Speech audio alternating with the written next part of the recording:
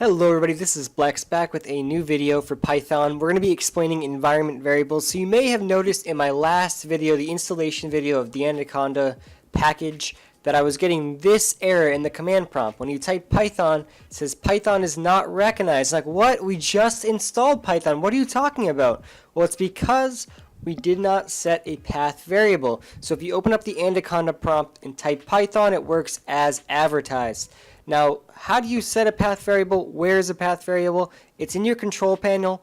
If you go to System and Security, then go to System itself, and in the left-hand window in Advanced System Settings, you'll see Environment Variables at the bottom. Now, we're going to click that, and we're going to edit our path variables. So we can click Edit, and we can go and add a new one for this video. So let's determine what we need to add.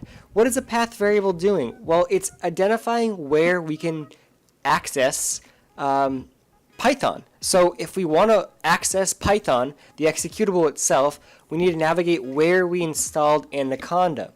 So for our last video, we know it's in this C users Blex Anaconda drive. Now, if you need to identify yours, let's go to whatever drive you think it is located at, and let's search Python. Actually, let's search python.exe. That's probably the more efficient way to search the file.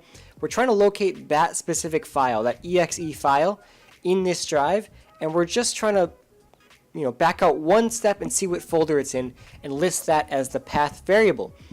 So let's go ahead and let this search for a bit, and let's go back to changing our environment variables. So you'll see there's a C Python 37. That is something you'd probably use if you installed Python from python.org, but since we use the Anaconda version, we're going to be using that second line listed there. So we're back to our environment variables window. We're going to edit that. We're going to create a new line, and we're going to take that line that we just had written down over on the left side, and we are going to paste that in there. We're going to click OK. We're good to go. Now let's test this out. Let's open up the command prompt. Let's type in Python.